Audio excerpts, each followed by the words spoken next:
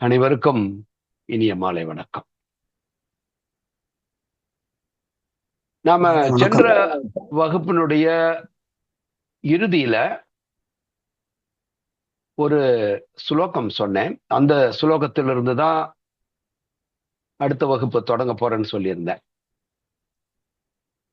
அந்த சுலோகம் சுபஷ்ய சீக்கிரம் அசுபஷ்ய காலகரணம். நினைவிற்கும் நினைக்கிறேன். கடைசியா இது எதுக்கு சொல்ல வந்தேன் அப்படின்னா, இந்த சுலோகத்தினுடைய பொருள் என்ன அப்படின்னா, சுபஷ்ய சுபா அப்படின்னா மங்களம், அதாவது நல்ல விஷயம்னு அர்த்தம். சுப சீக்கிரம் அப்படின்னா நம்ம தமிழ்ல கூட வார்த்தை பயன்படுத்துறோம், சீக்கிரம்னு சொல்றோம். சீக்கிரம் அப்படின்னா தமிழ்ல உடனடியா, ஆமா, குயிக்கா. அதான் பாருங்க, அது வந்து சமஸ்கிருத சொல்லாருனாலும் நம்ம தமிழ்ல அப்படி ஒரு சொல்லு இருக்கு பாருங்க, சீக்கிரம் அப்படின்னு. அப்போ என்ன சொல்லப்பட்டிருக்குன்னா, சுபஷ்ய சீக்கிரம், நல்லதை உடனடியாக செய்யுங்கள் அப்படின்னு அர்த்தம். ஆசுபஷ்ய, சுபஷ்ய என்று சொன்னால் சுபமான காரியங்கள், நற்காரியங்கள், நல்ல விஷயங்கள்னு அர்த்தம், நல்ல காரியம். அசுபஷ்ய அப்படின்னா தீய செயல்கள், தீய காரியங்கள், சுபம் இல்லாத காரியங்கள் அப்படின்னு அர்த்தம். அது அப்ப அசுபஷ்ய காலகரணம், அதாவது தாமதித்து செய்யுங்கள். அதான் உடனடியா செஞ்சிடாதீங்க. தீயது தெரியுது, அதை நீங்க உடனடியா செஞ்சிடாதீங்க, தள்ளி போடுங்க அப்படின்றாரு. இது வந்து இந்த சுலோகம் எங்கிருந்து எடுக்கப்பட்டது அப்படின்னு பாத்தீங்கன்னா, ராமாயணத்திலிருந்து எடுக்கப்பட்ட ஒரு சுலோகம் இது. அதாவது ராவணன் வந்து இறக்கும் தருவாயில, மரண படுக்கை, போர்ல வந்து தோற்றுட்டான், உயிர் போய போகுது. அப்போ ராமன் வந்து தன்னுடைய சகோதரன்ட்ட லட்சுமணன்ட்ட போயிட்டு, நீ ராவணன் இடத்துல போய், அவன் வந்து சாதாரண மனிதன் அல்ல, அவன் மாபெரும் சிவபக்தன். அவனுடைய அகந்தையின் விளைவாக அவன் மாபெரும் தவறு செய்தான் ஒழிய, ஆனா அவன் மாபெரும் சிவபக்தன், மிகப்பெரிய ஒரு தவசி. ஆகையினால அவன் உயிர் பிரியறதுக்கு முன்னால நீ போய் அவனிடத்துல ஏதேனும் அறிவுரை வாங்கி வா என்று ராமன் அனுப்புகின்றான். லட்சுமணன் போகின்றான். அப்பொழுது ராவணன் வந்து சொல்றான், அவனுக்கு தெரிஞ்சது, அவன் செஞ்ச ஒரு தவறு, சீதா பிராட்டிய வந்து அவன் கவர்ந்து சென்றது மாபெரும் தவறு. அதுவும் அது வந்து ஒரு பாதக செயல். ஆனா அந்த பாதகத்திலேயே மிகவும் கொடுமையான ஒரு மகா பாதகம் என்னவென்றால், அவன் சீதா பிராட்டியை தூக்கி சென்றது ஒரு துறவியினுடைய வேடத்துல. அதுதான் மகா பாதகம். அவன் சாதாரண ஒரு மனித வடிவிலேயே அவனுடைய நிஜமான அந்த உடல் அமைப்போடு அவன் போய் தூக்கிட்டு வந்ததானா ஒரு மனிதன் செய்த தவறு அது. ஆனால் ஒரு துறவு வேடத்திலே துறவியினுடைய ஆடையை அணிந்து அவன் வந்து சீதையை கவர்ந்து சென்றது, பிறன் மனையை கவர்ந்து சென்றது, அது மகா பாதகம். இந்த பாதகத்துக்கும் மகா பாதகத்துக்கும் என்ன வித்தியாசம்? பாவம்னா என்ன, பிரத்யவாயான்னா என்ன, அதிபாதகம்னா என்ன, மகா பாதகம்னா என்ன, சாதாரண பாதகம்னா என்ன, இப்படின்ற விஷயங்கள் எல்லாமே இந்த ஆன்மீகத்தை தெரிஞ்சவங்க, ஆன்மீகத்துல விருப்பம் உள்ளவர்கள் இதையெல்லாம் நிச்சயமாக தெரிந்து கொள்ள வேண்டும். அதை நாம பின்னால் வருகின்ற வகுப்புகள்ல சமயங்கள் இருக்கும்போது அதை பார்க்கலாம். பட் இங்க இந்த சுலோகத்தை நான் எதுக்கு சொன்னேன் அப்படின்னா, அப்போ அவரு ராவணன் என்ன சொன்னார்னா, நான் வந்து இப்படி ஒரு தவறை நான் செஞ்சுட்டேன், நான் என்ன செஞ்சிருக்கணும், நல்ல காரியமா இருந்தா அதை வந்து நான் உடனடியா செஞ்சிருக்கணும். ஆனா ஒரு தீய காரியத்தை இன்னொருத்தருடைய மனைவியை வந்து நான் வந்து இப்படி கவர்ந்து வந்தது, அதை நினைச்ச மாத்திரத்துல நான் செஞ்சுட்டேன். அதனால நான் இந்த உலகத்தாருக்கெல்லாம் நான் சொல்ற விஷயம் என்ன, செய்தி என்னன்னா, யாருமே நல்ல காரியமா இருந்தா தள்ளி போடாதீங்க, உடனடியா அதை வந்து செஞ்சிருங்க. ஆனா ஒரு தீய காரியமாக இருந்தால் அத நாளைக்குன்னு தள்ளி போடுங்க, நாளைக்கு வந்து அது மாறிடும். அதுக்குதான் அவர் சொல்றார், அசுபஷ்ய காலகரணம். காலகரணம்னா காலம் தாமதித்து செய்யுங்கள். அப்ப அந்த கால தாமதம் என்பது நாளைக்கு உங்களுடைய மனதையே மாற்றி விடலாம், வேண்டாம் அது செய்ய வேண்டாம்னு. அதுக்காக அப்படி ஒரு இதை வந்து அவர் சொன்னார். ஓகே, சரி. நான் எதற்கு இந்த சுலோகத்தை நான் இங்கே பயன்படுத்தினேன் என்றால், சென்ற வகுப்பிலே நாம் பார்த்தது, இந்த மனித பிறப்பு எதற்காக இந்த மனித தேகம் கொடுக்கப்பட்டது இறைவனால் அப்படின்றத பத்தி நம்ம பேசும்போது அது முடிவாக பேசணும். ஆனா போன வகுப்புல நம்ம பார்த்தது, இந்த பிரபஞ்சம் முழுவதுமே இறைவனுடைய படைப்பாக இருக்கிறது என்பதையும், அதுல இந்த பிரபஞ்ச தோற்றம் துவக்கம் முதல் மனித இந்த தோற்றம் வரை உள்ள அனைத்தையும் நாம் வரிசையாக பார்த்தோம் போன வகுப்புல. எல்லாருக்கும் நினைவிருக்கும் நினைக்கிறேன். நாம வந்து இந்த பஞ்சபூதங்கள் எப்படி தோன்றியது, இந்த உலகமே தோற்றம் இல்லாம உயிர்கள் எதுவுமே தோன்றுவதற்கு முன்னால என்ன இருந்தது இந்த பிரபஞ்சத்துல என்பதெல்லாம் பார்த்தோம். எங்க இருந்து அது தொடங்கினதுன்னு பார்த்தோம். சோ அப்படி பார்த்ததுல நாம அறிவுபூர்வமாக ஒரு முடிவுக்கு வந்தோம். இதனுடைய தோற்றம் வந்து அந்த எல்லையில்லாத பரம்பொருளிடத்துல பேர் அறிவாற்றலாக இருக்கக்கூடிய அந்த பரபிரம்மத்திலிருந்து அந்த அனைத்து படைப்புகளும் ஒன்று ஒன்றாக மாற்றம் அடைந்து அடைந்து அடைந்து அடைந்து அடைந்து பஞ்சபூதங்கள் உருவாயின என்பதையும், இந்த பஞ்சபூதங்களிலே கடைசியாக அந்த ஜட நிலையை உடைய இந்த சித்தி தத்துவம் அல்லது இந்த மண்ணுலகம் என்பதையும், அந்த மண்ணுலகிலிருந்து எப்படி படிப்படியாக உயிரினங்கள் தோன்றி ஓரறிவிலிருந்து ஆறறிவுடைய மனிதன் வரையில அந்த பரிணாமம் எப்படி படிப்படியாக வளர்ந்தது என்பதையும் நாம பார்த்தோம். அதனுடைய முடிவுல நம்ம என்ன வந்தோம், ஒரு விஷயத்துக்கு வந்தோம் அப்படின்னா, இது அனைத்துமே யாருடைய விருப்பத்தின் பேரில் நடந்தது. இப்ப நாம நினைக்கிறது என்னென்னமோ இந்த உலகத்துல செய்யறோம். அது இந்த உலக காரியங்கள் நீங்க நினைக்கிறதெல்லாம் செய்ய முடியும். ஆனா இந்த சிருஷ்டியை வந்து மனுஷனால படைக்க முடியாது. இந்த பிரபஞ்சத்தை படைப்பது என்பது மனித அறிவினாலும் முடியாது. அப்போ இப்ப நாம மனிதனாக வருவதற்கு முன்னால நாம வந்து ஒரு விலங்கினுடைய அறிவுல தான் இருந்தோம். 5 அறிவுடைய ஒரு உயிரினமாக தான் நம்ம இருந்திருக்கோம். அப்படிதான் பார்த்தோம். அப்படியே நம்ம பின்னால போனோம்னா 4 அறிவு, 3 அறிவு, 1 அறிவு அப்படின்ற மாதிரி அப்படிதான் பரிணாமம். அதைத்தான் நம்ம பரிணாம வளர்ச்சின்னு சொல்றோம், எவல்யூஷன் அப்படின்னு நம்ம சொல்றோம்.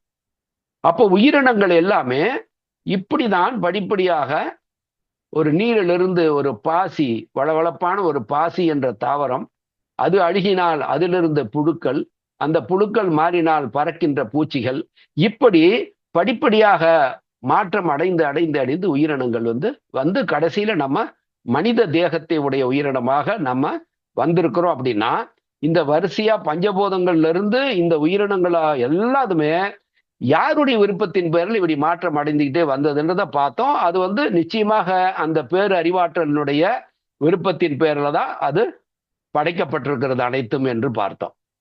அதுல இந்த உயிருள்ள பகுதியில பஞ்சபூதங்கள் உயிரற்ற பஞ்சபூதங்கள் உயிரற்றவை என்பதையும், அதற்கு சுயமாக அறிவோ அல்லது செயல்படுகின்ற ஆற்றலோ இல்லை என்பதையும், அதிலிருந்து தான் உயிரினங்களாக தோன்றி சுயமாக அது ஒரு இடத்தை விட்டு இன்னொரு இடத்தை நகர்ந்து செல்லக்கூடிய என்ற உயிரினங்கள் பார்த்தோம். அது அறிவின் வளர்ச்சி என்றதை பார்த்தோம். நாம் தோற்றத்தினுடைய வளர்ச்சியை பார்க்கலாங்க. உண்மையிலேயே அது அறிவினுடைய வளர்ச்சி.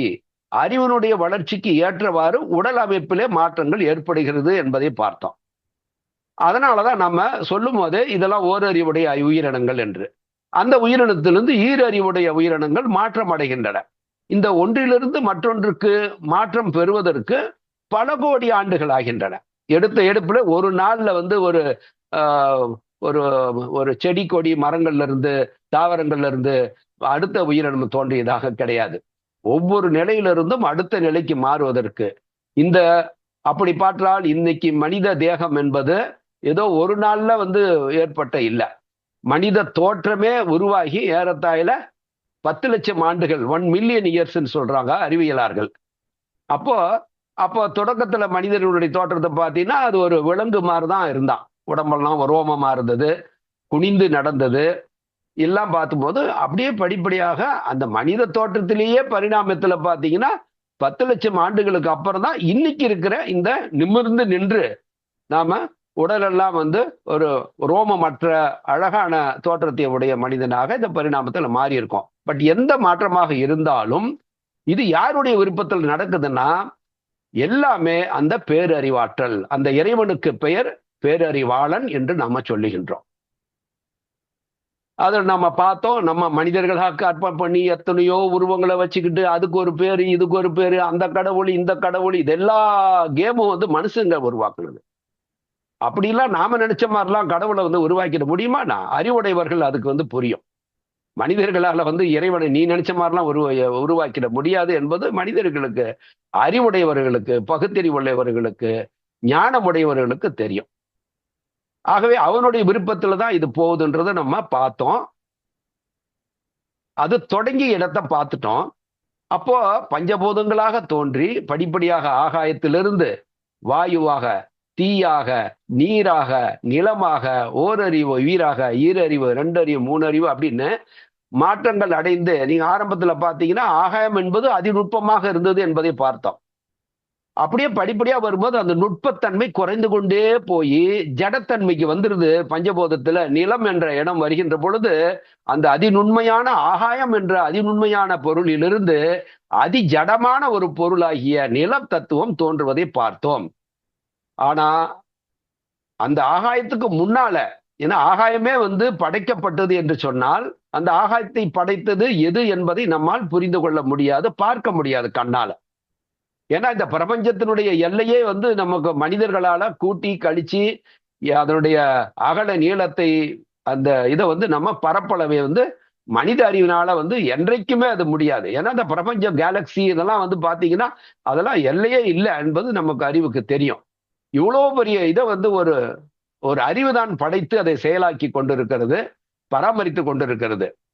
அறிவில்லாமல் எதையும் செய்ய முடியாது என்பதையெல்லாம் விவரமாக நம்ம பார்த்துட்டோம் போன வகுப்பு. இருந்தாலும் ஒரு ரீகேப்புக்காக தான் இதெல்லாம் நினைவுபடுத்துறதுக்காக சொல்றேன். அப்போ எங்க தொடங்குச்சுன்னா ஆகாயத்துக்கு முன்னால ஒரு நிலை இருந்தது. அது தனி வகுப்பு நான் எடுக்க முடியும், இந்த வகுப்பு நான் எடுக்கல. அதையும் நம்ம பார்ப்போம் நிச்சயமாக. அதுக்கு முன்னாள் நிலையும் உங்களுக்கு நான் காட்டுவேன். ஆனா ஆகாயம் என்பது அதிநுண்மையானது, கண்ணால் பார்க்க முடியல, தொட்டு பார்க்க முடியல, நம்ம ஐம்புலன்களுக்கு எட்டுல. ஆனாக்கா அந்த ஆகாயத்துல ஓசை டிராவல் பண்ணுது, ஒளி அலைகளை அது சுமந்து செல்லுகிறது என்பதையும், அந்த ஆகாயத்துல தான் இந்த கோள்களும் கிரகங்களும் நட்சத்திர மண்டலங்களும் மிதந்து கொண்டு இருக்கின்றன என்பதையும் நம்ம பார்த்தோம். ஆகவே இது தொடங்கிய இடம் ஆகாயம் என்ற அதிநுட்பமான ஒன்று தொடங்கிய போது அதுக்கு முன்னால என்ன நிலை என்பது பார்க்கல. ஆனாலும் அதை நம்ம ஒரு முடிவுக்கு வந்தோம். அது நிச்சயமாக இறைவன் என்ற நாம பெயரிட்ட, நாம தான் பெயரிட்டோம் இறைவன். அப்ப அந்த இறைவன் அல்லது கடவுள், காடு, இப்படி என்ன பெயரிட்டு அழைத்தாலும் அவனுக்கு, ஆனால் அவன் அறிவின் வடிவமாக இருக்கிறான், அதாவது மெய் உணர்வாக இருக்கின்றான், மெய்யறிவாக இருக்கின்றான், அவன் உருவமற்றவனாக இருக்கின்றான். இவ்வளவு பிரபஞ்சத்தையும் அவன் படைச்சிருக்கானா, அந்த பிரபஞ்சத்தையும் அவன் படைச்சிருக்கானா, அப்ப அவனுடைய வடிவத்தை கண்ணால பார்க்க முடியுமா? நான் சொன்னேன்ல, நமக்கு பின்பக்கத்துல இருக்கிறதையே நம்மளால திரும்பி தான் பார்க்கணும். ஒரு குறிப்பிட்ட தூரத்துல இருக்கிறத நம்ம கண்ணு பார்க்காது தெளிவா. இவ்வளவுதான் மனிதனுடைய அறிவு. அப்படி இருக்கும்போது இந்த பிரபஞ்சத்தையே கட்டி காக்கின்ற அவனை நம்ம அறிவினாலையும் உணர முடியாத பண்புடையவனாக இருக்கிறான். ஆக மொத்தத்துல இவ அனைத்தும் தொடங்கியது அந்த மெய்யறிவனிடத்திலிருந்து தான், அந்த மெய்யுணர்வில் தான், அந்த இறைவனிடத்திலிருந்து தான் தொடங்கியது என்பது ஒரு முடிவுக்கு வந்தோம். அப்படியே வரிசையா இப்படியே வந்துகிட்டே போகுதுன்னா இது நாம விரும்பி 4ல இருந்து 5க்கு போகணும் நாம விரும்பல, 5ல இருந்து 6 அறிவுக்கு நாம போகணும்னு நாம விரும்பல. பரிணாமத்துல அவனுடைய படைப்புல இதுவே நடக்குதுன்னு போது அப்ப இது ஒரு கணக்கு போட்டோம். அதாவது அதிநுண்மையான நிலையிலிருந்து அதிஜட நிலைக்கு போச்சு இந்த பிரபஞ்சம், பஞ்சபூதங்கள் வரையும். அந்த பஞ்சபூதங்கள்ல இருந்து மறுபடியும் வந்து பாத்தீங்கன்னா அந்த 5 பஞ்சபூதங்களும் ஒரு குறிப்பிட்ட அளவுல இணைஞ்சு உயிர்கள் உருவாகின்றன. ஒவ்வொரு உயிரிலும் அந்த 5 பஞ்சபூதங்கள் இணைந்து இருக்கின்றன என்பதையும் பார்த்தோம். ஆனா அங்க வந்து என்னன்னா எதை பத்தி பேசுறோம்னா அறிவை பத்தி தான் பேசுறோம். இதுக்கு ஓரறிவு இருக்குது, இதுக்கு ஈரறிவு இருக்குது, இதுக்கு மூவறிவு, இதுக்கு 4 அறிவு, இதுக்கு 5 அறிவுன்னு இப்ப அப்படிதான் உயிரினங்களை பிரிக்கிறோம் போது, அப்ப அந்த ஜடத்திலிருந்து ஜடப்பொருளாகிய மண் நிலத்திலிருந்து அந்த அறிவுடைய உயிரினமாக தோன்றுகிறது அப்படின்னு பார்க்கும்போது, அப்போ அறிவு தான் வளர்ந்து கொண்டே போகிறது. அது வந்து மிக முன்னேற்றம் இல்லாத ஒரு நிலையிலிருந்து அறிவு என்பது மனதினுள் இருக்கிறது என்பதையும் பார்த்துட்டோம். ஏன்னா மனம் ஒன்று இருந்தால்தான் அறிவு என்பது வேலை செய்யும். அதையும் நம்ம எக்ஸாம்பிளோட பார்த்துட்டோம். அப்போ அந்த இந்த பரிணாமத்துல இந்த அறிவானது அறிவற்ற ஒரு ஜட பொருளிலிருந்து நிலம் என்ற நிலையிலிருந்து அறிவுடைய உயிரினங்கள் தோன்றி இந்த அறிவு வளர்ந்து கொண்டே போய் இன்னைக்கு நாம வந்து நிக்கிறோம். அப்ப இதுக்கு அடுத்த நிலை என்ன அப்படின்றத நம்ம கேட்டோம். நமக்கு கீழே என்னென்ன இருக்குன்னு பார்த்தோம். 1 அறிவு 2 அறிவுலாம் பார்த்துட்டோம். 6 அறிவு நம்ம சொல்லிக்கிட்டோம். அந்த 6 அறிவு என்னன்றதையும் நம்ம பார்த்துட்டோம் இல்லையா? அப்போ இந்த அறிவு 6வது அறிவு என்ன என்பதுதான் அங்க விஷயமே இருக்குது. அதையும் நம்ம பார்த்துட்டோம். பகுத்தறிவு பற்றி நம்ம பேசணும் இல்லையா? ஐயா நீங்க சொன்னீங்க பகுத்தறிவு தான் 6வது அறிவுன்னு. அந்த பகுத்தறிவை பகுத்து பகுத்து பார்த்தோம். ஆனா எதுவுமே உங்களுக்கு நினைவில்லை. பகுத்தறிவது என்னன்னாக்கா நல்லது கெட்டது தெரிஞ்சுக்கிறது தான் பகுத்தறிவு. எது நல்லது எது கெட்டது, எது தீயது எது நன்மை தரக்கூடியது அப்படின்றத. அப்ப நல்லது கெட்டது என்னன்னு விவரமா பார்த்தோம். நல்லதுன்னா சந்தோஷம் கொடுக்கக்கூடியது நல்லது என்பதும், துக்கத்தை கொடுக்கறது அல்லது வந்து வேதனையை கொடுக்கறது வந்து தீயது என்றும் பார்த்தோம். அப்போ இது வந்து மற்ற உயிர்கள் இடத்துல இல்லையான்னு நான் கேட்டேன். துக்கம் எங்க இருந்து வரும்ன்றத மற்ற உயிர்களுக்கு தெரியலையா இல்லையா அப்படின்றதெல்லாம் நம்ம விரிவா பார்த்தோம். அப்போ இந்த பகுத்தறிவு என்பது மனித 6வது அறிவுன்னா மனுஷன்கிட்ட மட்டும் அது இருந்தாதான் அது 6வது அறிவு. ஏன்னா மற்ற உயிர்களுக்கு இல்லையே, அது நம்ம கிட்ட மட்டும் இருக்கிறதுனால தான் 6. அது மற்ற உயிரினத்தும் இருந்ததுன்னா அப்ப ஐயறிவுடைய விலங்குகள் இடத்துல அது இருந்துச்சுன்னா அது வந்து 6வது அறிவுன்னு சொல்ல முடியுமா? ஏன்னா அது மனுஷனுக்கு மட்டுமே உள்ள அறிவு இல்லையா? அப்ப அந்த பகுத்து பார்க்கின்ற இன்பம் எது துன்பம் எது, எங்க இருந்து இன்பம் வரும் எங்க இருந்து சந்தோஷம் வரும் அப்படின்றதும், அதே மாதிரி அந்த நுண்ணறிவு சிரிக்கின்றது, நாம வந்து இந்த மாதிரிலாம் பல விஷயங்களை டிஸ்கஸ் பண்ணோம். ஆனா அது எல்லாமே இது வந்து 6வது அறிவு இல்லை என்பதையும், 6வது அறிவு என்பது மனிதனிடத்துல மட்டுமே உள்ளது என்பதையும், அதுதான் இந்த படைத்தவனையே தெரிந்து கொள்ளுகின்ற அறிவு. அதே மாதிரி நான் யார், இந்த உலகம் என்ன, எங்கிருந்து வந்தது, இதையெல்லாம் தெரிந்து கொள்வதுதான் இந்த உண்மையான அறிவு. அதுதான் மெய்யறிவு, அதுதான் 6வது அறிவு. ஞாபகம் வருதா இப்ப நம்ம டிஸ்கஸ் பண்ணதெல்லாம்? பாலகிருஷ்ணனையா நீங்க தானே சொன்னீங்க பகுத்தறிவுன்னு. அதெல்லாம் போன வகுப்புலயே நம்ம பார்த்துட்டோம். பகுத்தறிவு என்பதெல்லாம் வந்து 6வது அறிவே இல்லை. பகுத்து பார்க்கறது என்பது எல்லாருக்கும் தெரியும். ஆகவே இங்க என்ன அப்படின்னாக்கா நம்ம அதுக்குன்னு அந்த அறிவுக்கு பேரு நம்ம என்ன சமஸ்கிருதம் என்ன சொன்னா தர்மம்னு சொல்றோம். அந்த 5 அறிவுடைய உயிரினங்களுக்கு என்ன இயற்கையாக கொடுக்கப்பட்ட ஆற்றலோ அதுதான் அதனுடைய தர்மம். அதுக்கு மேல அது செய்ய முடியாது. ஆனா இத்தகைய அறிவுடைமையா சில செயல்கள்லாம் செய்யும் போது இது 6வது அறிவுக்கு உரியது அல்ல. அது நம்மளாலே செய்ய முடியும். ஆனா அது செய்யுது அப்படின்னா அப்ப அதுக்கு 6 அறிவு நான் ஒத்துக்க முடியும் இல்ல. இந்த 6வது அறிவு என்பது மற்ற எந்த உயிர்களிடத்திலுமே இல்லாத ஒரு அறிவைத்தான் நம்மிடத்தில் இருக்குன்னு அர்த்தம். அதனாலதான் நம்ம 6 அறிவு சொல்றோம். அதுதான் இந்த மெய்யறிவு என்பதையும் எப்பொருள் அதுக்கான திருக்குறளையும் நான் சொன்னேன். மெய்யுணர்தல் என்ற அதிகாரம் திருக்குறள்ல வள்ளுவர் சொல்றாரு. இந்த மெய்யறிவு என்பதுதான் மனிதனுக்குரிய 6வது அறிவு. அதுல சொல்றாரு பாருங்க ஒரு குறள்ல, ஐயறிவு எய்திய கண்ணும் பயமின்றேல் மெய்யறிவு இல்லாதவருக்கு என்று சொல்றாரு. இங்க ஐயறிவு மெய்யறிவு 2ஆ பிரிக்கிறார். இதுல இருந்து நீங்க புரிஞ்சுக்கணும். 5 அறிவு என்பது விலங்குகள் வரை உள்ள 5 அறிவு.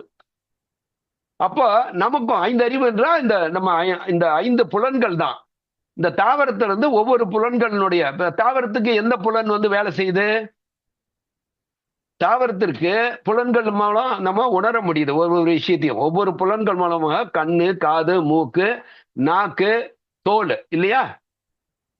சோ இந்த 5 மூக்கு இதெல்லாமே 5 புலன்கள். 5 புலன்கள் மூலியமும் நம்ம வந்து சில விஷயங்களை உணர்ந்து கொள்கின்றோம் இல்லையா? அப்ப தாவரத்துக்கு என்ன அந்த ஒரு உணர்வு இருக்குது, என்ன தர்மம் இருக்கிறது? அது தொட்டா வந்து உணர முடியும், அவ்வளவுதான். தொட்டால் அதுக்கு தெரியும். அதுலயே வந்து மிக உயர்ந்த ஒரு தாவரம் பாத்தீங்கன்னா தொட்டால் சினுங்கி அல்லது தொட்டால் சுருங்கி என்ற ஒரு தாவரம். அது வந்து ஹைலி அதுல பாத்தீங்கன்னா அதனுடைய சென்ஸ் வந்து டெவலப்டு ஒரு இது. அது நீங்க மேல நம்மளுடைய இது ஏதாவது அது மேல மோதுனா உடனே அந்த இது வந்து அந்த இதெல்லாம் இலைகள் எல்லாம் சுருங்கி கொள்ளும். எல்லாருமே பார்த்திருப்பீங்கன்னு நினைக்கிறேன். அதாவது தொடு உணர்வு மட்டும் தான் அங்க இருக்குது. அப்ப இந்த திருக்குறள்ல வள்ளுவர் என்ன சொல்றாரு அப்படின்னா மனிதர்களை பார்த்து தான் சொல்றாரு. ஏன்னா அதிகாரம் வந்து என்னது?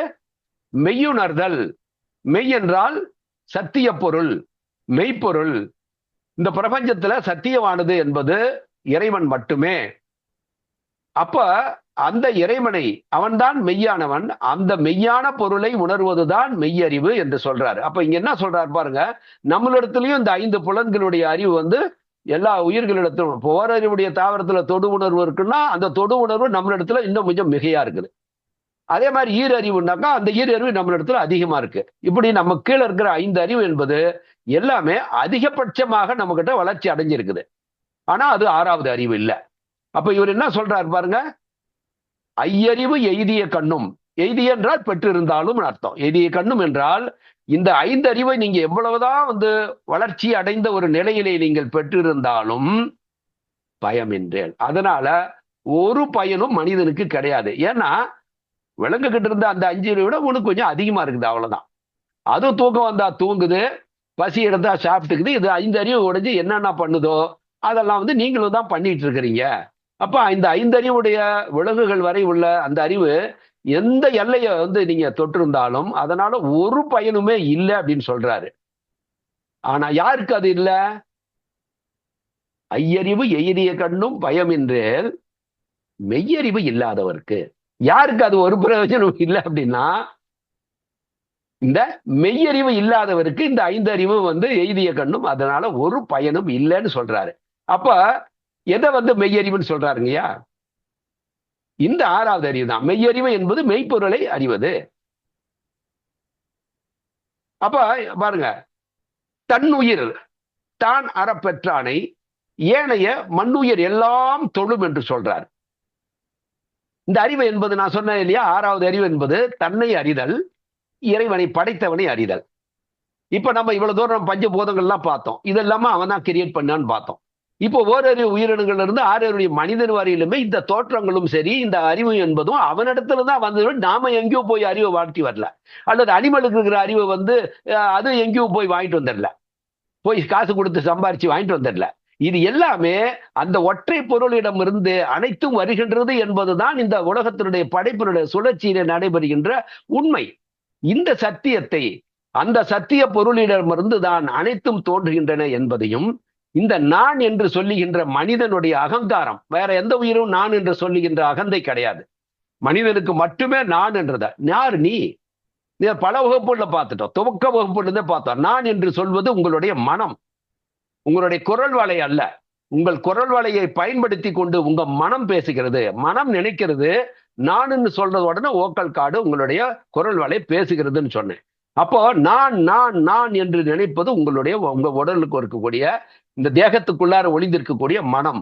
கண்களுக்கு புலப்படாமல் கண்ணால பார்க்கக்கூடிய ஒரு பொருளாக இல்லாமல் அரூபமாக இருக்கின்ற உங்கள் மனம்தான் சொல்லுகிறது, நான் என்று சொல்லுகிறது. இங்க வள்ளுவர் சொல்லுகின்றான். இங்க என்ன சொல்றார் பாருங்க, அதாவது தன் உயிர், இந்த உயிர் மனதிற்கு மேல ஆன்மா ஒன்று இருக்கிறது. அந்த ஆன்மா இல்லை அப்படின்னா மனமே வேலை செய்யாது. இந்த உடலை இறந்து போயிட்டான்னு சொல்லும் போது இந்த ஆன்மாவும் மனமும் இந்த உடலை விட்டு வெளியில போயிடுச்சுன்னா உடம்பு அவ்வளவுதான். இந்த உடம்பு இருக்கிற வரையிலும், தகுதியாக இருக்கிற வரையிலும் இந்த ஆன்மாவும் மனமும் அது உள்ள தங்கி இருக்கும். ஆனா அந்த மனம் வந்து ஆன்மாவை நம்பிதான் மனம் இருக்கிறது. ஆன்மாவினுடைய ஆற்றல் இல்லைன்னா இந்த மனம் வந்து வேலை செய்யாது. மனம் வேலை செய்யலைன்னா உடம்பு அவசியமே இல்லை. மனமே ஒருத்தருக்கு வேலை செய்யலைன்னா உடம்பு என்னத்துக்கு, எதை பயன்படுத்த போகுது? மனம் வந்து ஆக்டிவா இருந்தாதான் அது வந்து என்ன நினைக்குதுன்றது, நினைச்சதை செய்வதற்கு இந்த கை கால்கள் அனைத்தும் பயன்படுத்திக்கும். ஆக என்ன சொல்றாரு பாருங்க, மனம் மட்டும் இல்ல, தன்னுயிர், அதாவது என்னுடைய உயிர் நாம சொல்றேனே, அந்த தன்னுயிர் தான் அறப்பெற்றானை. இந்த தன்னுயிர் என்று சொல்றத என்னுடைய ஆன்மா, இது என்னுடைய தேகம், என்னுடைய உயிர். இந்த உள்ள இருக்கிற இந்த உயிர் என்பது ஆன்மா. நம்ம வந்து சமஸ்கிருதத்துல சொல்லும் போது அது ஆன்மா தான் சொல்லுவோம், ஆத்மான்னு சொல்றோம். அப்போ இந்த உள்ள இருக்கக்கூடிய உயிர் அல்லது ஆத்மா என்னுடையது அல்ல. அதுதானே உண்மை. இப்ப இது எல்லாமே எங்க இருந்து வந்துச்சு? உங்க உடம்பா இருக்கட்டும், யாரு டிசைன் பண்ணது? உடம்புக்குள்ள இருக்கிற மனமா இருக்கட்டும், யாரு டிசைன் பண்ணது? இந்த புலன்களால் உணரக்கூடிய நரம்பு மண்டலங்களை எப்படி வந்து ஒவ்வொரு உறுப்புல இருந்தும் மூளையோட அதெல்லாம் போய் கனெக்ட் பண்ணி அந்த மூளை மூலமா அதை உணர்ந்து அதை மனம் என்ற ஒன்று கண்ணுக்கு தெரியாத அருவமா இருக்கக்கூடிய மனம் அதை அறிந்து கொள்கிறது. இப்படி இந்த சயின்ஸ் இந்த இதெல்லாம் யாரு செஞ்சது? அப்ப இதுக்குள்ள ஆன்மான்ற ஒவ்வொன்றுக்குள்ளாரையும் ஒரு ஆன்மாவை உள்ளது அனைத்திலும் உள்ளொளியாகி ஒளிர்ந்திடும் ஆன்மாவே இங்கு கொள்ளற்கரிய பிரம்மம் என்று மறை கூறுதல் கேளீரோ என்று நம்மளுடைய பாரதி சொல்லுகின்றார். அப்ப உள்ளது அனைத்திலும் உள்ளொளியாக ஒளிர்ந்திடும் ஆன்மா என்று சொல்லுகின்றார். உள்ளது அனைத்திலுமே அந்த ஆன்மா இருக்கிறது. அப்ப இது மற்ற உயிர்களுக்கு தெரியாது. அதுதான் கொள்ளற்கரிய பிரம்மம். அதுதான் நீங்க தெரிந்து கொள்ள வேண்டிய பிரம்மம் என்று இது அது வந்து பிரம்மம் தான் என்பதை நீங்க தெரிந்து கொள்ள வேண்டும். ஒவ்வொன்றிலும் அந்த ஆத்மாதான் இருக்கிறது. அதுதான் பிரம்மத்தினுடைய சொரூபம். அதுதான் பிரம்மம் என்றால் இறைவன் அர்த்தம். அப்ப இறைவனுடைய சொரூபம் ஒவ்வொன்றுக்குள்ளாரையும் இருக்குது, உங்களுக்குள்ள மட்டும் இல்ல. ஆனா நீங்க அதை எப்படி பயன்படுத்துறீங்க, எப்படி அதை அறிந்து கொள்ளுகின்றதுதான் அங்க விஷயம் இருக்குது. அப்ப என்ன சொல்றார் வள்ளுவர்? தன்னுயிர் தான் அற பெற்றானே. இந்த ஆன்மா இந்த உயிர் என்னுடையது அல்ல என்ற அந்த ஒரு தெளிந்த அறிவை எவன் பெற்றிருக்கின்றானோ அவனை அந்த தன்னுடையது அல்ல என்ற ஒரு நிலையை அடையணும். நினைப்பது மட்டுமல்ல, இது தனது இல்லை, இது அவன்தான். அகம் பிரம்மாஸ்மி, அதைத்தான் அதனுடைய பொருள். இது நான் அல்ல, இது பிரம்மம், அந்த இறைவன், அந்த பரமபுருஷன், அந்த பரம்பொருள் தான் இது என்பதை உணர்ந்தவன் என்ன சொல்றாரு? ஏனைய அப்படின்னா என்ன அர்த்தம்? இவன் இருக்கான், அடுத்தது ஏனையனா மற்றவங்க எல்லாம். அப்ப தன்னுயிர் தான் அறப்பெற்றானே என்று சொன்னால் என்னுடைய இந்த உயிர் அதாவது ஆன்மா என்னுடையது அல்ல, இது அவன்தான் என்றதை யார் வந்து அந்த ஞானத்தை பெற்று இருக்கிறானோ அந்த ஞானத்தை பெற்றவனை ஏனைய மீதி உள்ள மண்ணுயிர் எல்லாம் தொடும். ஏனைய மண்ணுயிர் எல்லாம் என்றால் அந்த உலகத்தில் வாழ்கின்ற அத்தனை உயிர்களுமே தொழும் என்று சொன்னால் தொழக்கூடிய தகுதியுடைய ஒரு பொருள் எது? இறைவன் மட்டுமே. அப்படின்னா நீங்க இறைவனாக ஆயிட்டீங்கன்னு அர்த்தம். நீங்க இறைவனுடைய தகுதியை பெற்றுட்டீங்கன்னு அர்த்தம். அப்ப ஏனைய மண்ணுயிரெல்லாம் தொழும் என்றால் நீங்க இறை கதியை இறைநிலையை அடைந்துட்டீங்கன்னு அர்த்தம். அதே மாதிரி பாருங்க, யான் எனது என்னும் செருக்கு அறுப்பான் வானோர்க்கும் உயர்ந்த உலகம் புகும். இதுவும் வள்ளுவருடைய குரல். நான் என்று சொல்லிக்கிறது, என்னதுன்னு சொல்லிக்கிறது, என் வீடு, என் மனைவி, என் குழந்தை, இப்படி எல்லாம் சொல்லிக்கிட்டே போறது. அதே மாதிரி நான் தான் செஞ்சேன், நான் நான் நான் எதுனாலும் எல்லாத்தையும் இந்த நானை கனெக்ட் பண்ணாம நம்மளால வாழவே முடியாது. அப்போ என்ன சொல்றாரு? யான் அதாவது நான், எனது என்னுடையது என்ற இந்த இரண்டு பற்று. நான் என்பது அகப்பற்று, எனது என்றால் இந்த உலகத்தில் இருக்கக்கூடிய புறப்பற்று, புற உலகத்தில் இருக்கக்கூடிய அந்த இதெல்லாம் மேல உள்ள பற்று. இதுல இருந்து விடுபடவே முடியல மனுஷனால.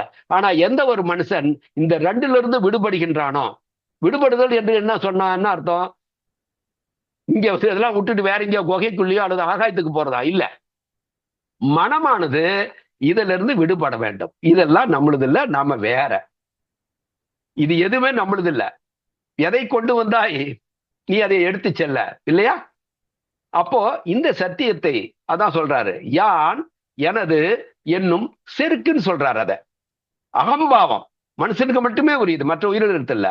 அந்த செருக்கு அறுப்பான் வானோர்க்கும் உயர்ந்த என்று சொன்னால், வானோர் என்றால் தேவர்கள் என்றால் இறைவனுக்கு தகுதியான மனிதர்கள், அந்த இறை தகுதியுடையவர்கள். அவங்கெல்லாம் தேவர்கள் என்று சொன்னோம். தேவலோகம் என்பது தனியா ஒரு உலகம் என்று இல்ல, அங்க போல யமலோகம்னு ஒண்ணும் இல்ல, அது மாதிரிலாம் ஒண்ணும் கிடையாது. இதெல்லாம் மூட நம்பிக்கைகள். ஆனா அந்த தேவர்களுக்கு ஒப்பாக இருக்கின்றவர்களையும் மேல அப்படின்னா அடுத்தது மேல யார் இருக்கிறது? இறைவன் மட்டும்தான்.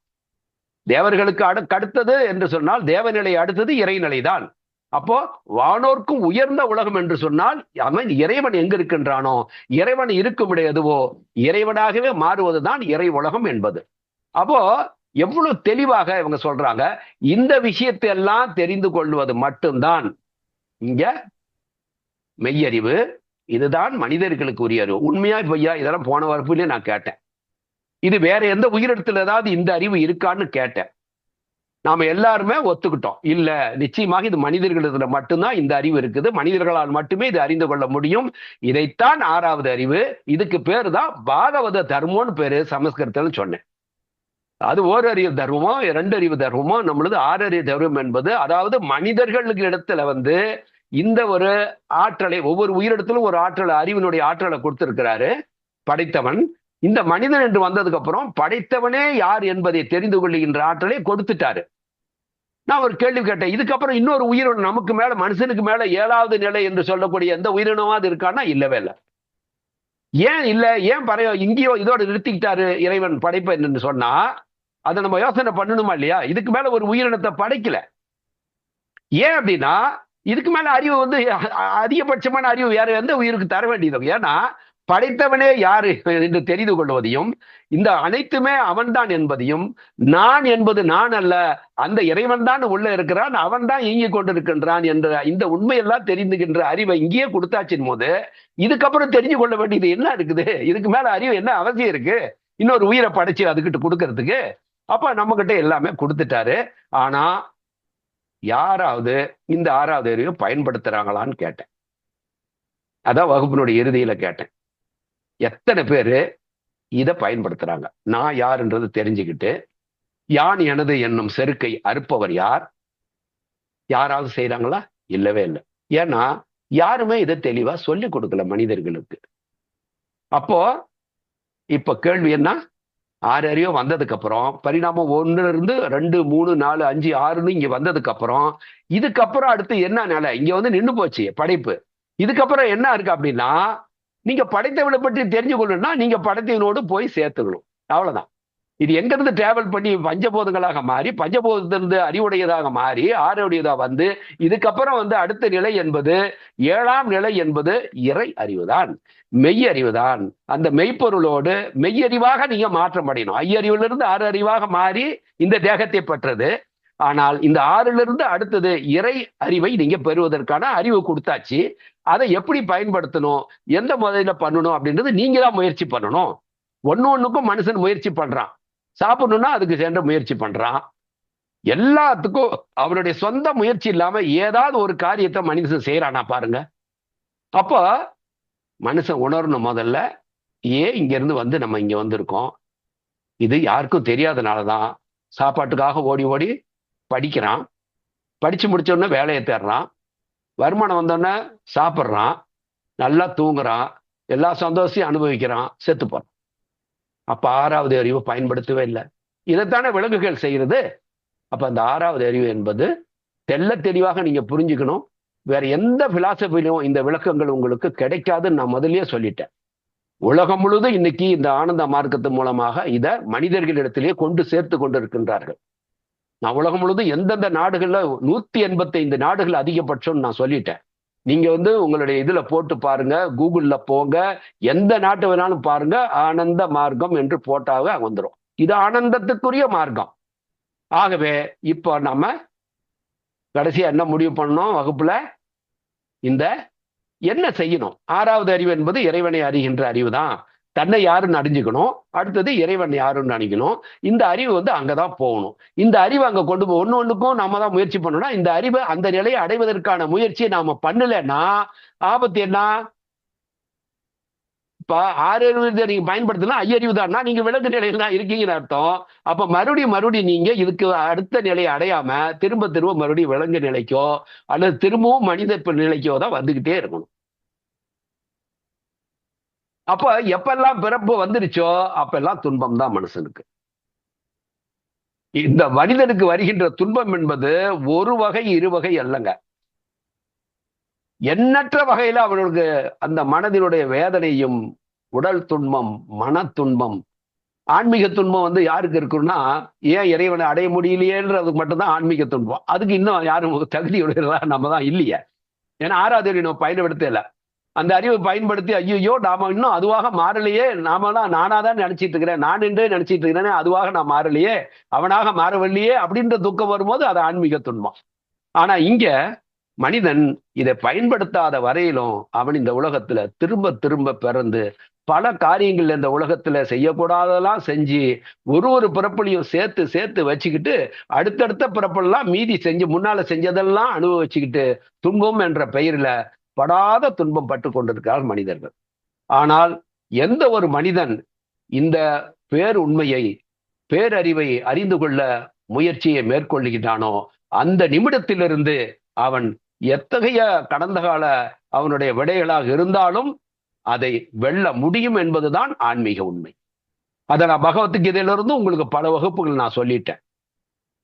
கீதையிலும் அவர் என்ன சொன்னார்ன்றதும் சிவபெருமான் என்ன சொல்ல போறான்றதையும் நம்ம இன்னொரு அடுத்த வேற ஒரு வகுப்பு நடத்துறோம். அங்க எல்லாமே அதெல்லாம் பார்க்க போறோம். ஆக மொத்தத்துல உண்மை என்னன்னா, இந்த ஒரு வகையில மட்டும்தான் மனிதர்களுடைய கடந்த பிறப்புகள் எத்தனை பிறப்புகளாக செய்த வினைகளா இருந்தாலும் அதை வெல்ல முடியும். அதை விட்டுட்டு நான் அந்த கோயிலுக்கு போறேன், இந்த கோயிலுக்கு போறேன், நான் காவடி தூக்குறேன், நான் அழகு குத்திக்கிறேன், நான் நெருப்ப மிதிக்கிறேன், எதை பண்ணாலும் உங்களுக்கு இன்னும் துன்பம் தான் அதிகமாக. அதனால தீர்வுலாம் யாருக்கும் இத்தனை ஆண்டுகளாக ஆயிரம் ஆண்டுகளாக மனிதர்கள் அதையெல்லாம் செஞ்சுக்கிட்டு தான் இருக்கிறாங்க. யாரும் அதை செஞ்சு முடிச்ச உடனே விடுதலையான மாதிரி கதையே இல்லை. ஆக தெளிவு பெறணும். சரி, இப்போ அதுக்கான வழி என்னன்றதான் பார்ப்போம். அந்த வழிமுறைக்கு பேர் தான் இந்த பாகவத தர்மம் என்று பார்க்கின்றோம். அது என்ன, எப்படி இந்த 6வது அறிவை இருந்து அடுத்த மெய்யறிவுக்குள்ள போக முடியும் என்றால் இதுதான் மனித தர்மம். தவம் செய்வார் தம் கரிமம் செய்வார். யாரெல்லாம் தவம் செய்கின்றார்களோ, தவம் என்பது இறைவனை எண்ணி தவம் இருப்பது. அத தியானம்னு சொல்றோம், மெடிடேஷன் சொல்றோம், பல மொழிகளை பலவாறு சொல்றோம். இங்க தமிழ்ல தவம். எந்த ஒரு மனிதன் இங்க யாரு சொல்றா, அனிமலை பார்த்தா சொல்றாரு தவம் செய்வார் தம் கருமம் செய்வார்னு எல்லா விலங்கும் வரிசையா உட்கார வச்சுக்கிட்டு அவங்களுக்கு பாடம் எடுக்கிறாரு வள்ளுவர். மனிதர்களுக்கு தான் சொல்றாரு. தம் கருமம் என்று சொன்னால் தன்னுடைய தர்மம். மனிதர்களை பார்த்து சொல்றார், உன்னுடைய தர்மம் என்ன அப்படின்னா தவம் செய்வதன் மூலமாக நீ நான் என்பதை அவனாக மாற்ற முடியும். அதுதான் தவம். ஆக தவம் செய்வார் தம் கருமம் செய்வார், மற்றெல்லாம் அவம் செய்வார் ஆசையுட்பட்டு. எல்லா அவமும் செய்வார். தவத்தை தவிர மீதி எல்லா இந்த உலகத்துல செய்யக்கூடிய அவமான விஷயங்கள் எல்லாமே, தேவையற்ற விஷயங்கள் எல்லாமே செய்வார். தவம் எவன் செய்கின்றானோ அவன் மட்டுமே அவன் தன்னுடைய கர்மத்தை தன்னுடைய தர்மத்தை அவன் பின்பற்றுகின்றான் என்ற அர்த்தம்னு சொல்றாரு. அப்ப இவங்கெல்லாம் இவ்வளவு பெரிய ஞானிகள் இல்ல. திருவள்ளுவர் சும்மா ஏதோ பொழுதுபோக்கா பாடிட்டு போயிருக்காருங்க. நம்மளுடைய முன்னோர்கள் சில பேர்லாம் சொல்லியிருக்காங்க. அதெல்லாம் நம்ம புரிஞ்சு வாழ்க்கையில் நடக்கலன்னா மீண்டும் மீண்டும் மீண்டும் மீண்டும் இந்த துன்பம் என்ற கடலுக்குள்ளார சுழல்ல மாட்டிக்கிட்டு தான் நம்ம மீண்டும் மீண்டும் பிறந்துதான் வந்தாகணும். அந்த பிறவி கடலை பெருங்கடலை நீந்த வேண்டும் என்றால், பிறவி என்ற கடலை நீந்தி அக்கறைக்கு போகணும்னா பிறவி பெருங்கடல் நீந்துவர் யாரு? இறைவன் அடி சேர்ந்தவர். நீந்தார் இறைவன் அடி சேராதார். பாருங்க அந்த திருக்குறளை பாருங்க. பிறவி பெருங்கடல் நீந்துவர் நீந்தார் இறைவன் அடி சேராதார். அப்ப இறைவன் அடி சேராதார் நீந்தார். அப்ப இறைவன் அடி சேருகின்றவர் நீந்துவர். பொருளை மாத்தி பார்க்கணும் அத. ஆகவே இப்ப எப்படி அந்த இறைவனிடத்துல நாம இந்த அறிவை இந்த உடம்ப கழட்டி விட்டுட்டு, ஏன்னா ஆறு அறிவு கூட இருக்கிறதுக்கு தான் இந்த உடம்பு தேவை. இந்த ஆறு அறிவு பயன்படுத்தி இந்த தேகமற்ற நிலையை எப்படி, அவன் தேகமற்றவனாக தான் இருக்கிறான். அவன் எப்படி இருக்கிறான்?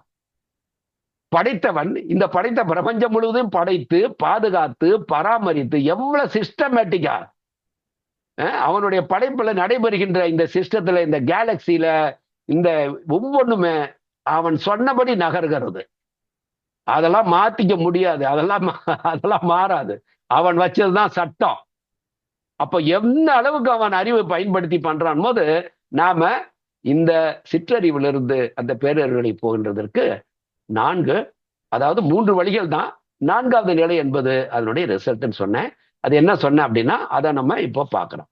அதாவது விஸ்தார ரச தேவைய தத்தி. இப்ப அந்த விஸ்தார என்பது என்னன்னு பார்க்கலாம். இப்போ இந்த 6 அறிவுடைய மனிதன் இப்ப என்ன செய்ய வேணும் அப்படின்றத சொல்லப்பட்டிருக்கிறது. விஸ்தார இதுதாங்க முதல் பாகவத தர்மம். அதாவது 6வது அறிவு என்று சொல்லக்கூடிய பாகவத தர்மத்தினுடைய இது 4 பகுதிகளை உடையது. முதல் பகுதி விஸ்தார. விஸ்தார என்றால் என்ன என்பதை நம்ம பார்க்கலாம்.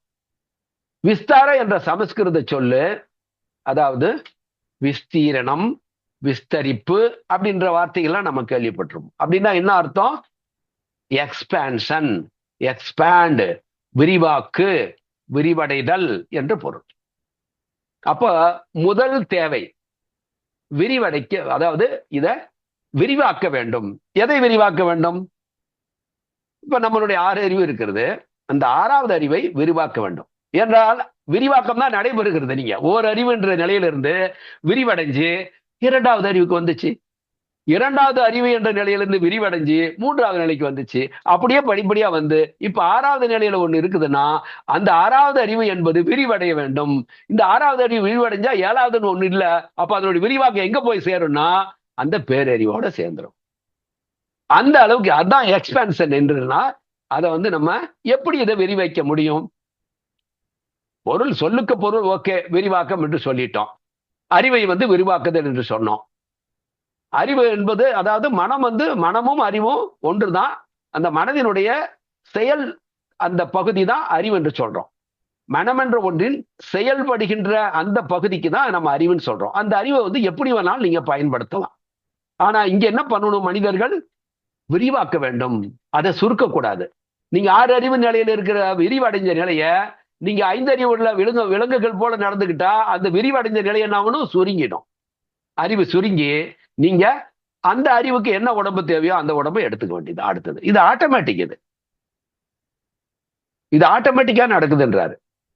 சரி, அப்போ இந்த விரிவாக்கம் என்பது எப்படி என்று சொன்னால், இதை வந்து நம்ம இந்த அஷ்டாங்க யோகத்துல நம்ம இயம, நியம, ஆசனா, பிரணயாமா, பிரத்யாகாரா, தாரணா, தியானா, சமாதி என்ற அந்த 8 விஷயங்களை பார்த்தோம். நம்ம 7வது வரலும் பார்த்துட்டோம். பிராணயாம பார்த்தோம், அடுத்தது பிரத்யாகாரம் பார்த்தோம், அடுத்த ஒவ்வொரு வரிசையா ஒவ்வொரு வகுப்பையும் பார்த்துட்டு அடுத்தது தாரணா வந்துட்டோம். இப்ப தியானம் என்பதற்கு நம்ம வரல, அதாவது தவம் என்பதற்கு வரல. அதுதான் இங்க. இப்ப தவம் என்பது எப்படி வந்து மனம் விரிவாகும் என்று சொன்னால், இந்த மன விரிவாக்கம் என்பதே இன்னொரு விஷயத்தை நல்லா நீங்க பதிவடைச்சுக்கணும். இப்ப இந்த அறிவை பயன்படுத்தி இந்த உலகத்தில் இருக்கக்கூடிய, படைக்கப்பட்ட இந்த உலகத்தில் இருக்கக்கூடிய எத்தகைய பொருளாக இருந்தாலும் அதை நீங்க எவ்வளவுதான் ஆராய்ச்சி பண்ணி அதனுடைய ஞானத்தை எல்லாம் பெற்றிருந்தாலும் அது அங்க விரிவடைவதே இல்லை. இப்போ ஒரு இசைத்துறை எடுத்துங்க. உலகத்திலேயே ஒரு கர்நாடக இசையில உங்களை அடிச்சுக்கிறதுக்கு ஆள் என்ற அளவுக்கு பெரிய ஆளா வந்துட்டீங்க. அல்லது இப்படி எந்த துறையை எடுத்துக்கிட்டாலும் சரி, அந்த துறையில உங்களை மேல ஒரு ஆள் இந்த உலகத்திலேயே இல்லைன்ற அளவுக்கு நீங்க இந்த உலக விஷயங்கள்ல, இந்த உலகத்துல இருக்கின்ற விஷயங்கள்ல நீங்க பண்ணாலும் அது எல்லாமே எங்க போகுங்க? அதான் எப்ப அந்த உலகத்துல நீங்க அழிஞ்சு போறீங்களோ, என்னெல்லாம் கற்றுக்கொண்டீர்களோ அது எல்லாமே. ஏன்னா அது எல்லாமே நீங்க உங்களுடைய அந்த கொடுக்கப்பட்டுள்ள மனதின் எல்லைக்குள்ளாரியே நடக்கின்ற விஷயங்கள் அதெல்லாம். இது வந்து இதுக்கு வந்து நீங்க வந்து மெய்யறிவு இல்லை. உங்களுக்கு நீங்க எந்த அறிவை பயன்படுத்தி இதை பயன்படுத்தினா, இந்த மெய்யறிவை பயன்படுத்தலாம் இங்க பண்ணல. மெய்யறிவு என்பது அப்பனா அங்க வந்து மனம் என்பது விரிவடையவே இல்லை. அது உள்ளார என்ன கெப்பாசிட்டி இருக்கும்? இது மனுஷனுக்கு கொடுக்கப்பட்டுள்ள, அது அவனுக்கு கொடுக்கப்பட்டுள்ள ஒரு ஆற்றல். இது சிலருக்கு வாய்ப்பு இருக்குது, அதை பயன்படுத்துறாங்க. சிலருக்கு வாய்ப்பு இல்லை, அதை பயன்படுத்தல. ஒரு மிகப்பெரிய ஒரு அறிவாளி, விஞ்ஞானி என்று சொன்னால் அவனுக்கு அதுக்கு அது சம்பந்தமா படிக்க முடிஞ்சது, அது சம்பந்தமா வாய்ப்பு கிடைச்சது. அதே படிச்ச எல்லாருக்கும் அந்த வாய்ப்பு கிடைக்கிறது இல்லை. ஆனா இப்படி அவனுக்கு கிடைக்கிற, அந்த மனிதனுக்கு கிடைக்கிற வாய்ப்புகள் இருக்கும்போது அதுல வந்து பெருசாக்கிட்டு போயிட்டு இருக்கிறான். ஆனா இது எல்லாமே இந்த மைண்டுக்குள்ளார இருக்கக்கூடிய சாதாரணமா ஒரு அறிவினுடைய கெப்பாசிட்டி, 5 அறிவுடைய இது வந்து உங்களுக்கு வரும்போது அதை விட நீங்க இன்னும் அதிகமா பண்றீங்க. அவ்வளவுதான். ஒரு விலங்கு அதை பண்ண முடியாது, ஆனா ஒரு இது வந்து உங்க மனித அறிவால் பண்ண முடியும். ஒரு சிலந்தி வந்து எவ்வளவு அழகா கூடு கட்டுதுன்னு பார்த்தோம். அதே அழகா நம்ம பண்ணா கூட ரொம்ப இது பெரிய ஒரு, அதுக்கு வந்து மெஷின் தான் கண்டுபிடிச்சு நீங்க பண்ணி ஆகணும். அப்போ எல்லா உயிரிடத்திலும் இருக்கக்கூடிய அதனுடைய அறிவு உங்களிடத்துல எல்லாமே மிகையாக இருக்குது. அப்போ அதை விட இன்னும் பிரம்மாண்டமா நீங்க இன்னும் அதை அறிவு பயன்படுத்தி இந்த உலக பொருள்களை எவ்வளவு தூரம் ஆராய்ச்சி பண்ண முடியுமோ அதெல்லாமே ஏற்கனவே கொடுக்கப்பட்டுள்ள அறிவினுடைய எல்லைக்குள்ளாரதான் நீங்க கண்டுபிடிக்கிறீங்க. ஆனா இதை தாண்டி போறது என்பதுதான் இந்த, ஏனென்றால் அந்த பாகவத தர்மம் என்பது 6வது அறிவு என்பது நீங்க அடுத்த கட்ட அறிவை, மெய்யறிவை வந்து நீங்க தேடுவதுதான், அதற்கான முயற்சி செய்வதுதான். இதெல்லாம் இந்த உலக பொருள்களுக்கான உலக அறிவை வந்து தேடுவதற்கான முயற்சி இதெல்லாம் இந்த உலக பொருளோடு முடிஞ்சு போயிடும். அதுக்கு பேரு அபர ஞானம்னு பேரு. ஆனா இறைவனை பற்றி தெரிந்து கொள்ள முயற்சி செய்கின்ற பொழுது அதுக்கு பர ஞானம் அப்படின்னு பேர். அதுதான் பர்மனன்ட் நாலேஜின் பேர். பர என்றால் பர்மனன்ட் அர்த்தம், அபர என்றால் அது எல்லாமே டெம்பரவரி, ஷேடோ ஆஃப் நாலேஜ். அறிவல்ல, அறிவினுடைய நிழல். அது ஒரு மரம் இருக்குது, அந்த மரத்தினுடைய ஒரு நிழல் இருக்குது. அந்த மரத்தினுடைய நிழலை பார்த்து இது என்ன மரம்னு கண்டுபிடிக்க முடியுமா? ஆனா அந்த மரத்தினுடைய ஒரிஜினல் மரத்தை பார்த்தீங்கன்னா, ஓ இது வந்து மாம்பழ மரம், இது கொய்யா மரம், இப்படின்னு நம்ம கண்டுபிடிக்குமா? அது மாதிரி இந்த அறிவு எல்லாமே வெறும் ஷேடோ. அப்போ எப்படி நீங்க வந்து இந்த விஸ்தாரத்தை பெற முடியும் அப்படின்னா, எப்ப இறைவனை பற்றி நான் அல்ல, அதுதான் தன்னை அறிகின்ற ஞானம்னு பேரு. இதுதான் நம்மளுடைய ஞானிகள் எல்லாரும் சொன்னாங்க. தன்னை அறிய தனக்கு ஒரு கேடு இல்லை, தன்னை அறியாமல் தானே கெடுகின்றான். தன்னை அறியும் அறிவை அறிந்த பின் தன்னை அர்ச்சிக்க தான் இருந்தானே. பாருங்க எப்படி எல்லாம் ஞானிகள் எல்லாம் சொன்னாங்க. ஆனா நாம அதெல்லாம் உள்ள நுழைஞ்சு பார்க்கவே இல்லை. தன்னை அறிய தனக்கு ஒரு கேடு இல்லை. அதாவது தான் யாரு, நான் யாரு என்பதை அறிந்து கொள்ளும் போது அந்த நான் என்பதற்கு அழிவில்லாத நிலை கிடைச்சிடும் சொல்றார். தன்னை அறிய தனக்கு ஒரு கேடு இல்லை என்று சொன்னால் அந்த தான் என்பதற்கு அங்க அழிவில்லை அப்படின்னா என்ன அர்த்தம்? அந்த நான் என்பது அவனாக மாறிடும், அழிவற்ற பொருளாக மாறிவிடும். நான் என்று இருக்கிறவர்களும் அது அழிஞ்சுக்கிட்டே தான் இருக்கும், போய் போய் பறந்து வந்துட்டு இருக்கும். எவ்வளவு அழகா அற்புதமா சொன்னார் பாருங்க. தன்னை அறிய தனக்கு ஒரு கேடு இல்லை, தன்னை என்ன பண்றாங்க, தன்னை அறியாமல் தானே கெடுகின்றான். தான் யாருன்னு தெரியாம அவன் நாம அடுத்தது இறைவனுடைய சொரூபம் தான் உள்ள இருக்கு, நாம இறைவனுடைய இதுல தான் இருக்கிறோம், அடுத்த நிலைக்கு நம்ம அங்கதான் போறோம்னு தெரியாம தானே கட்டுகின்றான், கீழே போயிட்டு இருக்கிறான். தன்னை அறியும் அறிவை அறிந்த பின் தன்னை அர்ச்சிக்க தான் இருந்தானே. தன்னையே அர்ச்சிக்கின்றான் என்றால் அகம் பிரம்மாஸ்மி, நான் பிரம்மம், இது நான் அல்ல. இந்த அனுபவத்தை அனுபவிக்கின்ற சுகம் என்பது நீங்க எதுல கிடைக்கும்? நான் யார், நான் அதுதான் என்பது எங்க? உங்களுடைய தவத்தில் தான் அந்த பயிற்சி கிடைக்கிறது. அப்போ இந்த எக்ஸ்பான்ஷன் என்பது அங்கதான் அந்த நான் என்ற ஒன்று அவன் என்ற நிலைக்கு விரிவடைகிறது. அது வரையும் மனம் விரிவடையதில்லை. அப்போ இது எதை பண்ண முடியும்? எதில பண்ண முடியுத? தவத்தினால் மட்டுமே செய்ய முடியும். வேற என்ன இருக்குது இந்த உலகத்துல சொல்லுங்க வழி? நான் போய் 4 தேங்காய் 4 பழத்தை வச்சுட்டு மணி ஆட்டிட்டு கற்பூரத்தை கொட்டுலாம் அறிவு விரிவடைஞ்சு அவனா மாறிடுவானா? இந்த பரிணாமத்தை மாற்றிட முடியுமா? பரிணாமத்துல எந்த ஒரு உயிராலையும் அதை மாற்ற முடியாது. எல்லா உயிர்களும் அங்க போய் தான் தீரணும். எப்ப அந்த மனித உயிர் அதை திருந்தி அதை புரியலையோ படாத பாடுதான், எல்லா விதமான துன்பங்களும் வந்துகிட்டே இருக்கும். அப்ப என்ன பண்ணும்? அதுக்குதான் நான் சுபசே சீக்கிரம், நல்ல விஷயம் தெரிஞ்சிட்டு இல்ல, டிலே பண்ணாத உடனே ஸ்டார்ட் பண்ணுங்க. ஏனென்றால் இந்த மனித உயிர் என்பது நிலையற்றது. நெரு நல் உளன் ஒருவன் இன்று இல்லை என்னும் பெருமை உடைத்துதான் இவ்வுலகு. இந்த உலகம் எத்தகைய பெருமை உடையது என்று சொன்னால், நேத்து நல்லா இருந்தாயா பக்கத்து வீட்டுல, என்னடா திடீர்னு காலையில முழிச்சு பார்த்தேங்க, அங்க வெளியில ஒரு விடி காத்தாலேயே சங்கு உதற சத்தம் கேட்குது. என்னடா சங்கு உதரம் மணி அடிக்கிற சத்தம் கேட்குதுன்னு கதவை திறந்து பார்த்தா பக்கத்து வீட்டுல ஷாமினா போட்டிருக்காங்க. என்னடாயா மனித வாழ்க்கை. இன்னைக்கு அங்கதான் நாளைக்கு நமக்கு. எந்த நேரம் நம்ம இந்த பிரபஞ்சத்தை விட்டு, இந்த உலகத்தை விட்டு, இந்த தேகத்தை விட்டு இந்த ஆன்மா வெளியே போகும்னு தெரியாது. அதனால நம்ம ஒரு புத்திசாலி மனிதர்கள் என்ன செய்யணும்? இந்த நிமிடம் இக்கணமே நாம அவனை அறிவதற்கான முயற்சியிலேயே நம்ம ஈடுபடலைன்னா யாரை குறை சொல்ல முடியும்? அப்புறம் என்னால துன்பம் வருது, அந்த துன்பம் இருக்கு, இந்த துன்பம் இருக்குது, என்னை காப்பாத்துறது உலகத்துல யாரு இல்லை, இப்படின்னு மனிதர்களும் கடவுளே சபிக்கிறாங்க. வேற யாரு காரணம்? நாமளே எல்லா செயல்களுக்கும் காரணமா இருந்துட்டு, ஆனா படைத்தவனை அவன் தான் நம்மளை ஏதோ துன்புறுத்தி வேடிக்கை பார்க்கிற மாதிரி பண்றோம். எவ்வளவு ஒரு முட்டாள்தனமான சிந்தனை பாருங்க. ஆகவே இந்த எக்ஸ்பான்ஷன் என்பது எங்க கிடைக்கும்? தவத்தினால் மட்டுமே தெரியும். ஏன்னா அந்த உங்களுடைய தர்மத்தினுடைய, ஏன்னா அந்த 6வது அறிவு என்பது அது தர்மம். தர்மம் என்பது என்ன? இறைவனை அறிகின்ற அறிவு. அது எங்க இருக்குது அப்படின்னா, உங்களுடைய நான் என்ற உணர்வு இருக்குல்ல, மைண்டுக்குள்ளார, அந்த நானுக்கு பின்னால இருக்குது. இந்த நான் என்ற உணர்வை கடந்து சென்றீங்கன்னா அங்க இருக்கிறது அவன் தான் இருக்கிறான். அவன் இந்த நான் என்ற போர்வை, இந்த மைண்ட்ல நான் என்ற இறுகிய ஒரு இரும்பினாலான ஒரு சுவர் மூடிக்கொண்டிருக்கிறது. நீங்க அந்த நான் என்ற ஒன்று எப்பயுமே இந்த புலன்களை வைத்துக்கொண்டு புற உலகத்திலேயே ஓடிக்கிட்டு இருக்குது. புற உலக விஷயங்களையே பார்த்துக்கிட்டு இருக்குது. அது பின்னால ஓடுது, அங்க இருந்து அடி வாங்குது, அப்புறம் அழுவுது. ஆனா இதே அந்த நான் என்ற உணர்வு அகத்திலே அதற்கு உள்பக்கத்துல என்ன இருக்கு அப்படின்னு பார்க்க தெரிஞ்சுக்கிறதா இங்க சீக்ரெட். அது தியானத்துல மட்டும்தான் அகத்தை பார்க்கின்ற அதை ஒரு குருவினிடத்திலிருந்து தான் ஒரு சீடன் பெற முடியும். ஒரு புத்தகத்தில் இருந்தோ அல்லது வேறு யாரோ சொல்லியோ சாத்தியமே இல்லை. இதெல்லாம் படைச்ச ரூல்ஸ், இந்த பிரபஞ்சத்தை படைச்சது ஒண்ணுக்கும் ரூல்ஸ் வச்சிருக்கிற மாதிரி அதுக்கும் எல்லாத்துக்கும் அவனுடைய சட்டம் தாங்க இருக்குது. அவனுடைய சட்டம் எதுவோ அதன்படிதான் நடக்கும். அவனுடைய சட்டத்தை மீறி நாம புதுசா ஒரு சட்டத்தை இயற்றி நாம ஆண்டுட முடியுமா? அப்படின்னா அது நம்மளுடைய அறிவீனத்தை தான் காட்டும். அப்போ அவனை அறிகின்ற அந்த ஆற்றல் மனிதனுக்கு தெரியுமான்னு, ஏன்னா நம்மளுக்கு பின்னால் இருக்கிறதே தெரியல. ஆனா அவனை அறிஞ்சும் ஆகணும், அடுத்தது நம்ம அங்கதான் போகணுன்றத புரிஞ்சுக்கிட்டோம். ஆனா எப்படி அங்க போகணுன்ற சீக்கிரட்டு, அந்த வித்தைய யாரு கத்துக் கொடுப்பாங்க இந்த உலகத்துலன்றேன்? அவனாதான் கத்துக் கொடுத்தாவணும். அவன் தாங்க வரணும். அவன் எப்படி வருவான்? ஒரு தீட்சையை கொடுக்கிற ஒரு குருவின் வடிவில் அவன் வருவான். பிரம்மேவ குரு ரேக நா பரஹா என்ன சொல்றது பாருங்க, ஆனந்த சூத்திரத்தை படிங்க.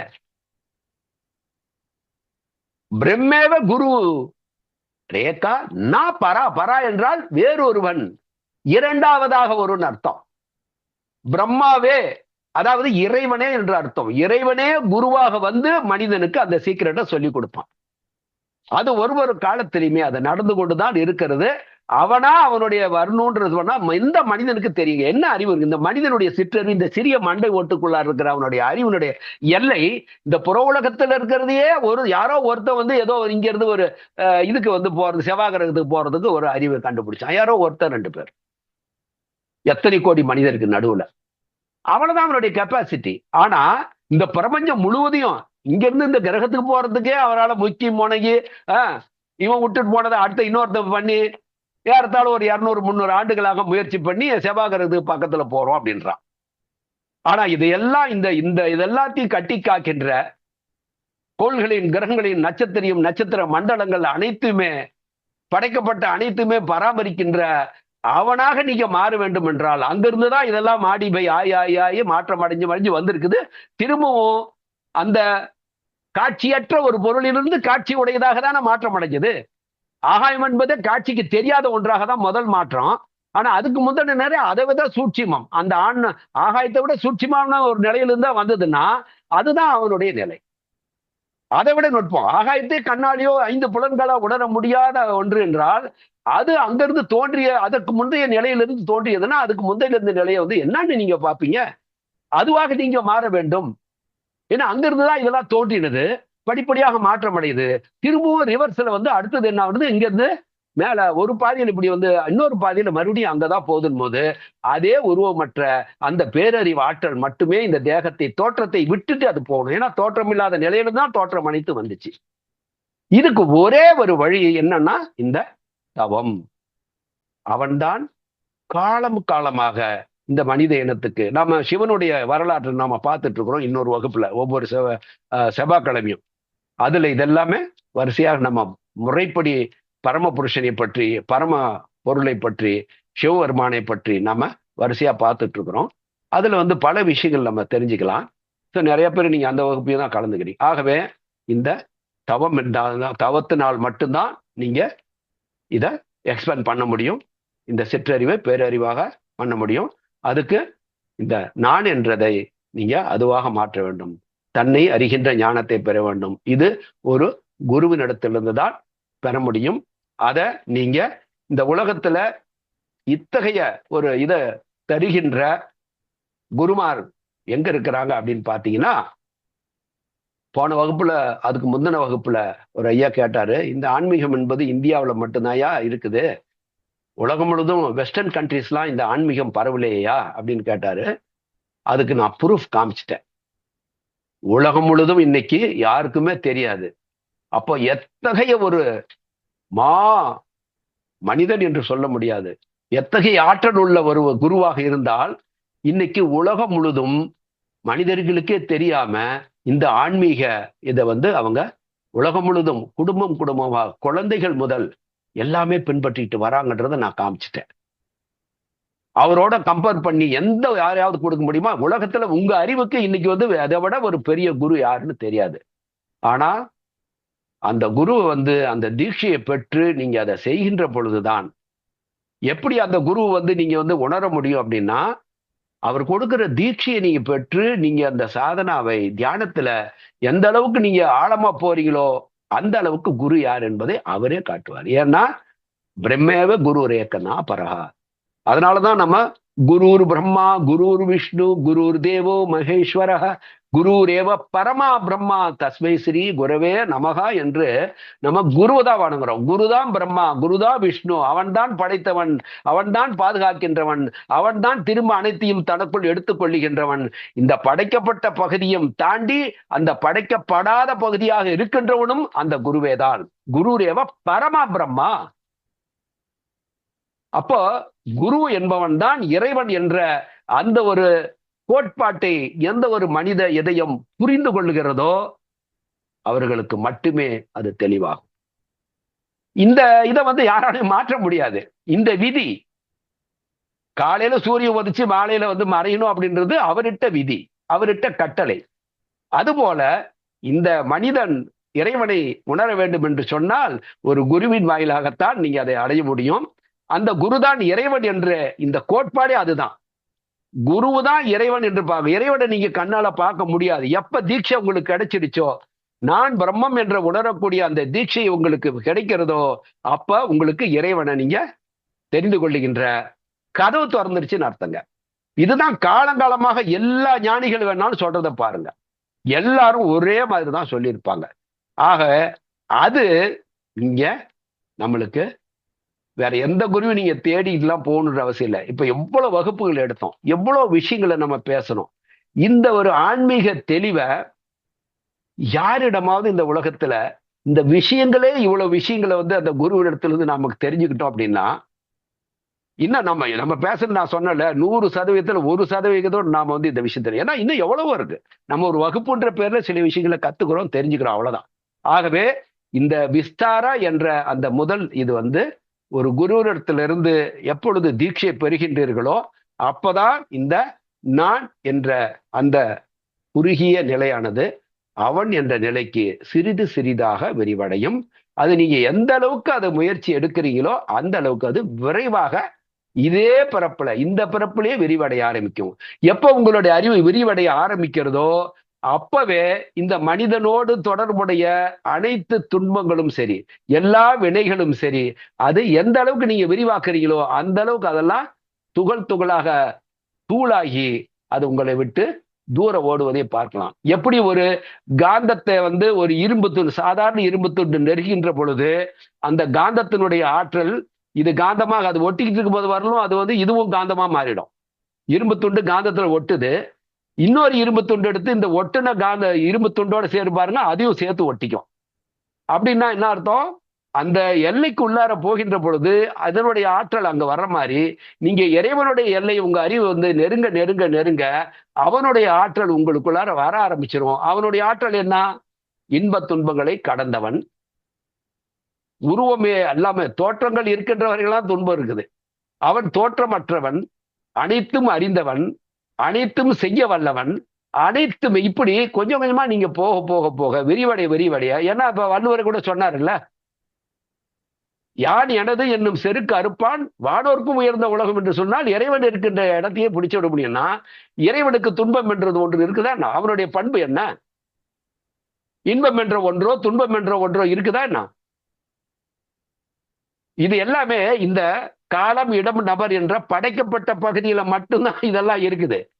ஆனா அவன் எங்க இருக்கிறான்? அவன் படைத்தான். அவன் இருக்கிறது படைக்கப்படாத பகுதியிலிருந்து அவன் படைக்கிறான்.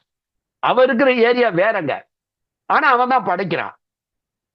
ஆனாலும் அவனுடைய ஷேடு இல்லாம இங்க இல்ல, அவ்வளவுதான். ஒரிஜினல் அங்க இருக்குது, ரிஃப்ளெக்ஷன் தான் இது எல்லாமே.